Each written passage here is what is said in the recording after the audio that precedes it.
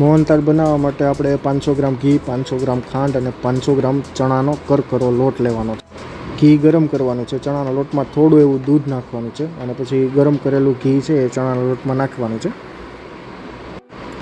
પછી લોટને એકદમ સારી રીતે ઘી અને દૂધ સાથે મિક્સ કરવાનો છે. એ લોટને આપણે ઝીણી જાળીથી ચાળી લેવાનો છે એટલે એકદમ દાણીદાર લોટ થઈ જાય. પછી એ ચાણેલા લોટને આપણે શેકવાનો છે ઘીમાં. અડધો કલાક સુધી બ્રાઉન બદામી કલર થઈ જાય ને ત્યાં સુધી આપણે એને શેકવાનું. પછી એમાં આપણે એલચી, જાયફળ અને ડ્રાયફ્રૂટ બધું નાખી દઈશું લોટમાં. ત્યારબાદ લોટને આપણે સાઈડમાં અલગ વાસણમાં કાઢી લઈશું. હવે ખાંડની ચાસણી લઈએ.